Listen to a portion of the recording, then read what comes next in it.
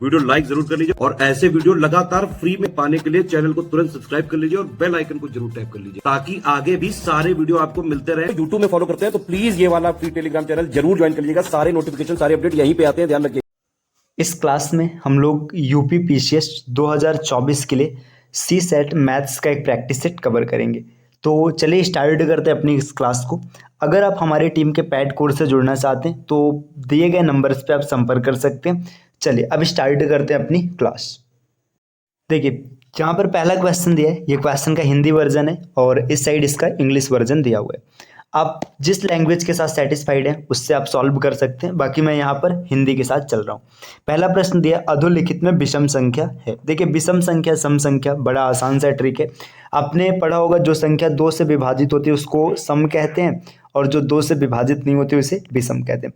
इसके अतिरिक्त ना आप ये भी जानते होंगे जिस संख्या के अंत में 0, 2, 4, 6 और 8 मतलब इकाई अंक है ना, अंत में मतलब इकाई अंक ये संख्याएं होती हैं वो सम होता है, और जिसका इकाई अंक 1, 3, 5, 7 और 9 होता है वो क्या होता है, विषम होता है। तो आप देखेंगे दिए गए विकल्पों में से विकल्प ए जो है इसका इकाई अंक 1 है, मतलब ये क्या हो जाएगा, विषम हो जाएगा।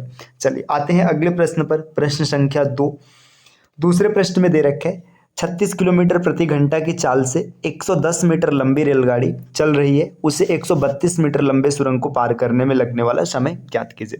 देखिए जब कभी भी ट्रेन वाले पैटर्न का क्वेश्चन मिलेगा तो इसका बेस होता है time is equal to distance upon speed, है ना। अब अलग अलग प्रकार से डिस्टेंस दिया जाएगा, कुछ डिस्टेंस आपको डायरेक्ट दिए रहेंगे, कुछ इनडायरेक्ट दिया रहेगा, उन सबको निकालना। देखिए जैसे इस प्रश्न को देखिए, ये जो ट्रेन है ना, ट्रेन 110 मीटर लंबी है, ठीक, और 132 मीटर लंबे सुरंग को पार कर रही है, मतलब पुल को पार कर रही है। देखिए यहाँ पे ना 132 मीटर तो पुल को चलेगी और पार करने के लिए ना ट्रेन को 110 मीटर और चलना पड़ेगा। तो जो टोटल डिस्टेंस ट्रेन तय करेगी वो 132 और 110 को जोड़ेंगे तो 242 मीटर चलेगी, ठीक। ये डिस्टेंस हो गया। स्पीड कितना है, 36 किमी प्रति घंटा। देखिए ये मीटर में दिया, ये किमी प्रति घंटा में दिया, तो इसको मीटर प्रति सेकंड में बदलने के लिए आप 5/18 से गुणा कराएंगे।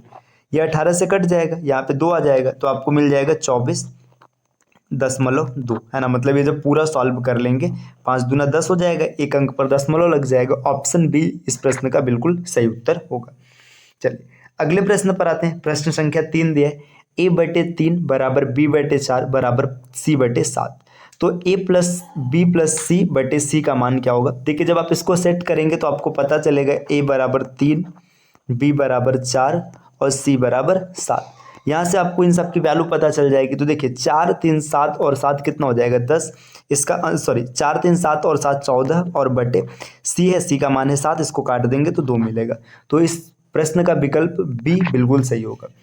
प्रश्न संख्या 4 चौथा प्रश्न क्या बोल रहे हैं, ए और बी की मासिक आय 4 और 5 के अनुपात में है तथा उनके मासिक व्यय 7 और 9 के अनुपात में है। यदि दोनों ही 50 रुपये प्रति माह की बचत करते हैं तो ए की मासिक आय कितनी है। समझिए अब यहाँ पे ना हम इनकम को एक्स मान रहे हैं और एक्सपेंडिचर मतलब जो खर्च होता है उसको वाई मान रहे हैं। देखिए ए की अगर बात करेंगे तो ए क्या कर रहा है, देखिए 4x रुपये कमा रहा है, 4x कमा रहा है ना, और खर्च को हमने कितना माना है, y रुपए। तो ए खर्च कितना कर रहा है, 7y। इसने 7y खर्च कर दिया तो इसके पास बचे 50 रुपये। अब अगर b की बात करेंगे तो b कितना कमा रहा है, 5 रुपये, मतलब 5x कमा रहा है, और खर्च कितना कर रहा है, खर्च कर रहा है 9y, है ना। 9y को निकाल देंगे तो यहाँ से भी 50 मिलेगा। अब इस इक्वेशन को कैलकुलेट करना है। आप देखिए इसमें b की मासिक आय पूछा है तो हम आय को जिंदा रखते हैं, बाकी एक्सपेंडिचर को कैंसिल करने की कोशिश करते हैं। देखिए अब यहाँ पे इसको देखिए y को कैंसिल करने के लिए क्या करना होगा, ऊपर 9 से गुणा कराना पड़ेगा और नीचे 7 से। तो ऊपर जब 9 से गुणा कराएंगे तो आपको पता चलेगा 36x, क्योंकि 9 का मल्टीप्लाई होगा, बराबर 450, है ना। y को इसलिए नहीं लिख रहे हैं क्योंकि लास्ट में कैंसिल ही हो जाएगा। अब देखिए यहाँ पे 7 से कराएंगे तो 7 बचे 35x और बराबर 350। देखिए यहाँ पे दोनों साइन सेम है तो यहाँ पे माइनस करेंगे तो ये चिन्ह बदल जाएगा। 36 में से 35 गया तो x बचा, 450 में से 350 गया तो 100 बचा।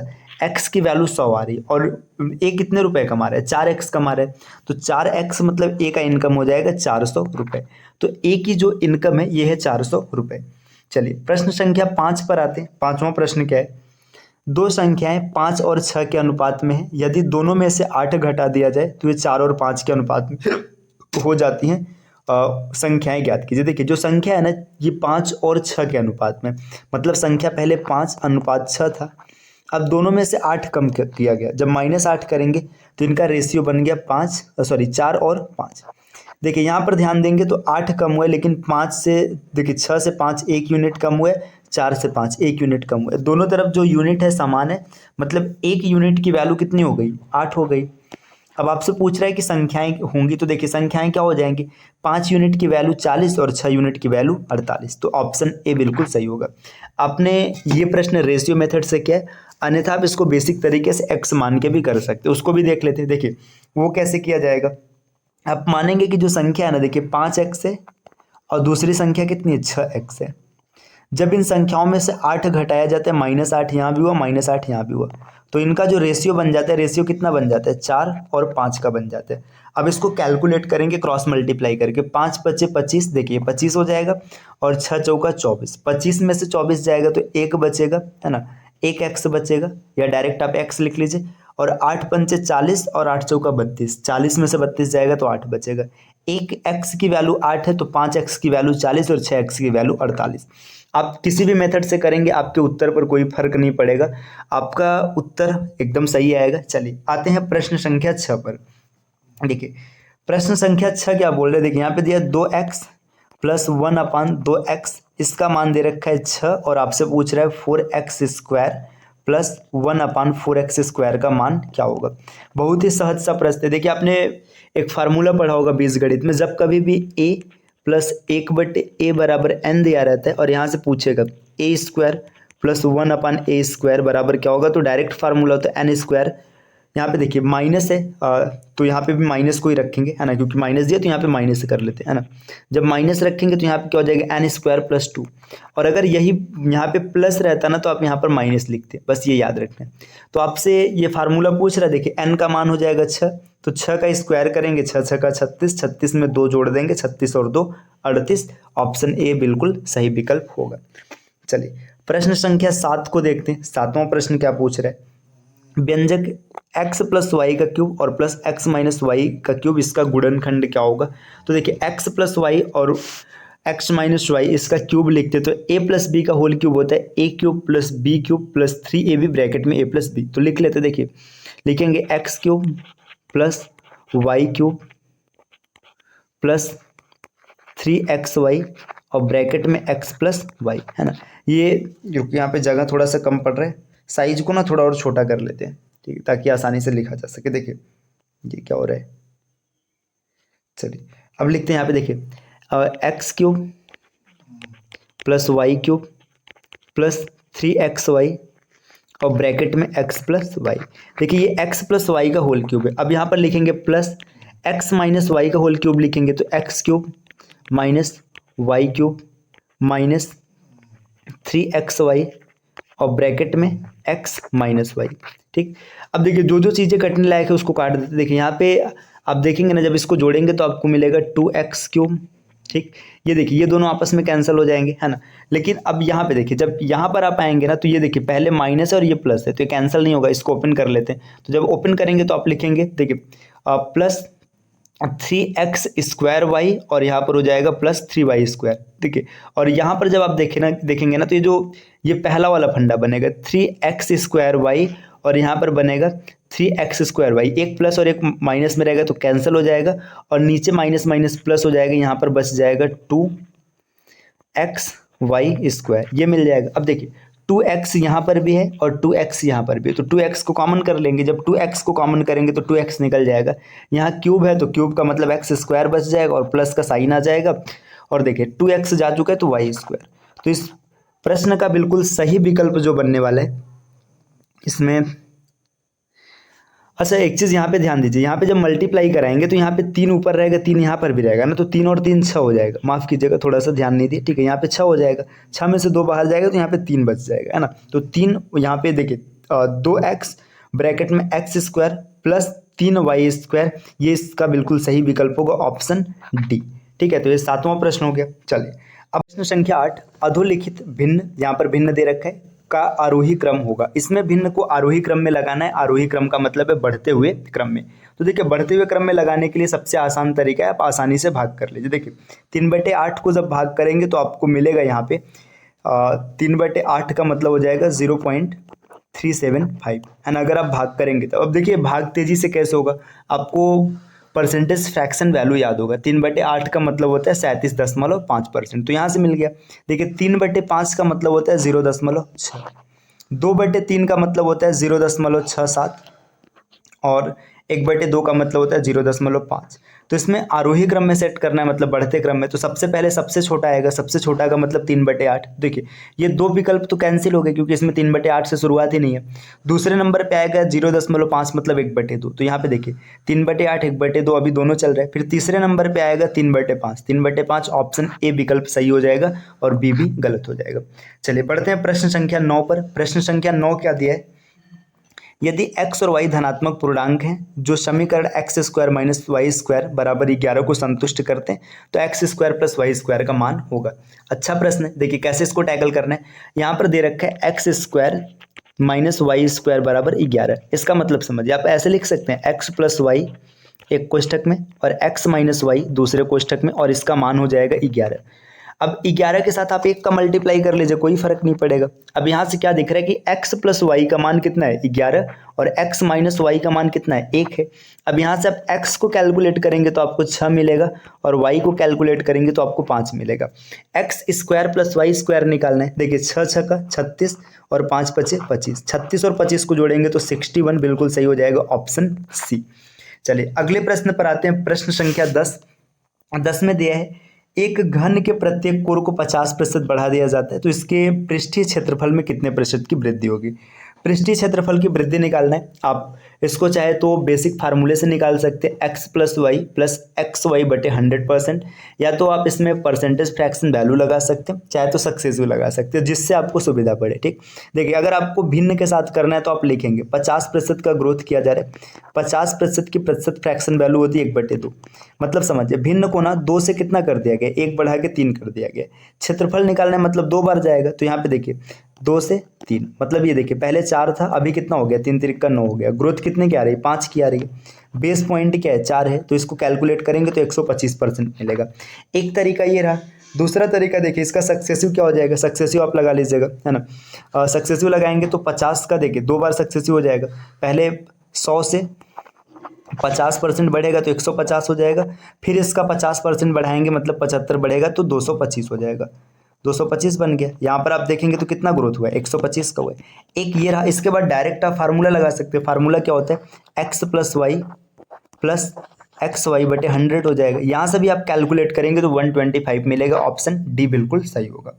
चलिए आते हैं अगले प्रश्न पर। प्रश्न संख्या 12। यहाँ पर क्या बोल रहे हैं, किसी त्रिभुज ABC में AB बराबर है 9, BC बराबर है 40 और CA बराबर AC बराबर 41 तो त्रिभुज होगा। देखिए जब कभी भी ऐसे प्रश्न आते हैं तो आपको क्या करना है, पाइथागोरस थ्योरम लगाना है। मतलब बड़ी भुजा का स्क्वायर मतलब AC स्क्वायर बराबर अन्य दो भुजाओं के स्क्वायर का योग। ठीक है, AB का स्क्वायर प्लस BC का स्क्वायर। देखिए अगर ये बराबर दिख रहा है, बराबर दिखेगा तो ये हमेशा समकोण होगा। अगर ये बड़ा दिखेगा तो अधिक कोण होगा और छोटा दिखेगा तो न्यून कोण होगा।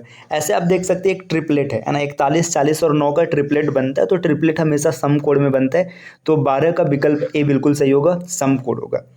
अगला प्रश्न है प्रश्न संख्या 13।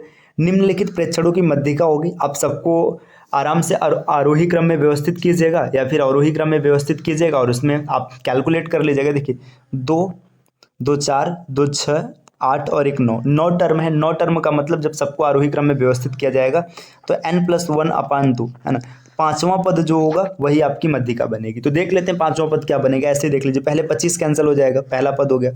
25 के बाद 31 होगा दूसरा, 32 तीसरा है ना।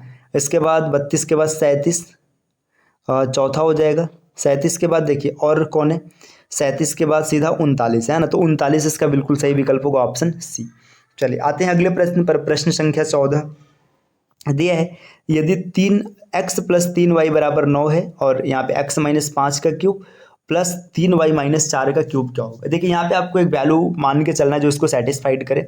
तो अगर हम मान ले कि x बराबर है 3 और y बराबर है 2, देखिए x बराबर हमने 3 मान लिया और y बराबर हमने 2 मान लिया, सेटिस्फाइड कर रहे हैं, है ना, x बराबर 3 और y बराबर 2। तो देखिए यहाँ पे अब आपको क्या करना है, इसको कैलकुलेट करना है। x बराबर आपने कितना लिया है 3, है ना, तो यहाँ पे आपको मिलेगा -8 और y बराबर आपने लिया है 2, तो 3 दूना 6, यहाँ पर मिलेगा +8। तो इसको जब कैलकुलेट करेंगे तो 8 - 8 0 मिल जाएगा, तो बिल्कुल सही हो जाएगा ऑप्शन डी। अब देखिए इसमें आप कोई भी अंक लेके कैलकुलेट करेंगे आपका आंसर यही आएगा, आंसर पे कोई विशेष फर्क नहीं पड़ेगा। चलिए प्रश्न संख्या 15 देखते हैं। 15 नंबर का प्रश्न क्या है, इसको आरोही क्रम में व्यवस्थित करना है ना। अब आरोही क्रम में कैसे व्यवस्थित किया जाएगा, तो इसमें आप क्या कीजिएगा, इसकी वैल्यू को फाइंड आउट करिएगा। देखिए जैसे √2 की वैल्यू होती 1.141 है ना, ये इसकी वैल्यू होती है। तो इसको जब आप कैलकुलेट करेंगे तो आपको पूरा मिल जाएगा। चलिए बढ़ते हैं अगले प्रश्न की ओर। प्रश्न संख्या 16। प्रश्न संख्या 16 क्या बोल रहा है कि कोई व्यक्ति 20 रुपए में 25 की दर से सेब खरीदता है तथा 25 रुपए में 20 की दर से बेच देता है। प्रस्तुत लाभ आपको बताना है। देखिए व्यक्ति क्या कर रहा है, 20 रुपए में 25 खरीद रहा है। देखिए 20 रुपए में उसने कितने सेब खरीदे, यहाँ पे मैं रुपए लिखता हूँ और यहाँ पर लिखता हूँ सेब। देखिए इसने ना 20 रुपए लगाए और कितना सेब खरीदा, 25 सेब खरीदा। फिर आगे बोल रहा है कि तथा 25 रुपए में 20 की दर से बेचता है। 25 रुपए में बेच दिया, कितना बेच रहा है, 20 बेच रहा है।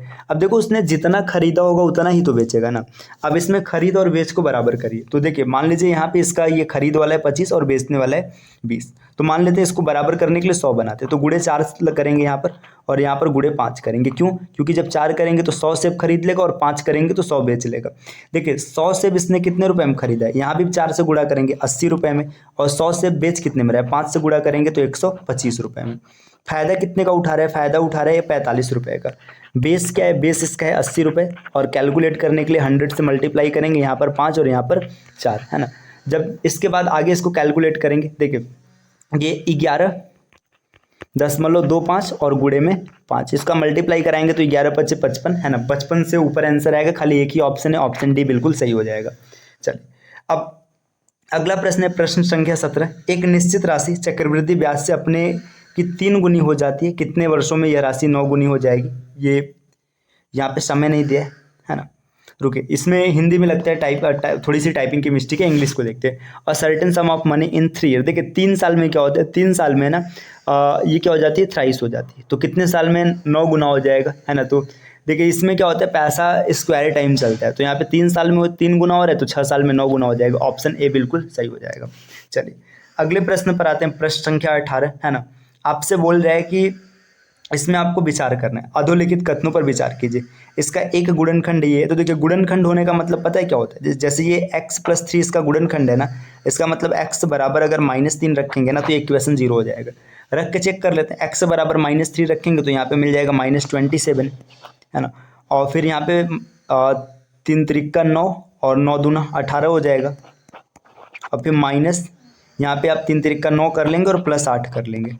देखिए यहाँ पे 27 और 8 कितना हो जाएगा, 35 हो जाएगा। और यहाँ पे 27 और 9 कितना हो जाएगा, 36 हो जाएगा। और 28 8 26 होगा। तो फिर पहला तो फॉलो नहीं हो पा रहा है, क्यों नहीं हो पा रहा है, क्योंकि ये बराबर नहीं बन रहे। दूसरे में देखिए x - 2, तो x बराबर 2 रखना है। अब x बराबर 2 रखेंगे तो देखिए पूरा का पूरा प्लस है, मतलब 0 बनेगा ही नहीं। तो न तो एक फॉलो कर रहा है, न तो डी फॉलो कर बी दूसरा फॉलो कर रहा है, तो ऑप्शन डी बिल्कुल सही हो जाएगा। चलिए अगला प्रश्न आपसे पूछ रहा है कि इसका सरलतम रूप आपको बताना है। देखिए सरलतम रूप आप कैसे निकालेंगे, आप इसको आराम से देख सकते हैं किसका रूप है, x² - 1 मतलब a² - b²। तो आप आराम से लिख सकते हैं एक कोष्टक में x - 1 और दूसरे में x + 1, ठीक, और बटे में x + 1, ये बना। देखिए अब अगर आप इसको देखेंगे a³ - b³, a³ - b³ जो होता है ये किसका स्वरूप होता है, ये होता है ए। देखिए एक कोष्टक में a - b मतलब x - 1 और दूसरे कोष्टक में a² + b² + ab। तो यहाँ पे आपको नीचे जो दिख रहा है ये यही मिल जाएगा। तो मैं यहाँ पे ऐसे डायरेक्ट मान लेता हूँ कि ये कैंसिल हो जाएगा, है ना। ये जो बचा हुआ टर्म रहेगा ये नीचे इससे कैंसिल हो जाएगा और यहाँ से ये कैंसिल हो जाएगा। देखिए x - 1 और x - 1, है ना, x - 1 और गुणे x - 1, तो x - 1 का होल स्क्वायर मिलेगा यहाँ पर, है ना। ये ऑप्शन जो है इसमें विकल्प मैच नहीं कर रहा है, तो इसमें जो सही आंसर हो जाएगा x - 1 बनेगा। अगले प्रश्न पर आते हैं। प्रश्न संख्या 20 दिया है 9² - rx + 81 के मूल समान है तो r की वैल्यू। देखिए जब भी मूल समान होता है तो विविक्त कर का फार्मूला लगता है, b² -4AC बराबर 0 है ना, यही अप्लाई करेंगे। तो देखिए b का मान कितना है -r है, तो यहाँ पे आप -r लिखेंगे तो मतलब r ही स्क्वायर मिलेगा, और बराबर ये 4, a का मान कितना है 9 और c का मान कितना है 81। अब इसको कैलकुलेट करना है तो यहाँ से कैलकुलेट कर लेंगे, तो देखिए यहाँ से 2 मिल जाएगा, यहाँ से 3 मिल जाएगा और यहाँ से 9 मिल जाएगा r की वैल्यू, और ये प्लस में भी हो सकता है माइनस में भी हो सकता है, तो इसका बिल्कुल सही विकल्प होगा ऑप्शन डी। तो देखिए आज की क्लास रही, हम लोगों ने 20 क्वेश्चन को प्रैक्टिस किया। अगले क्लास में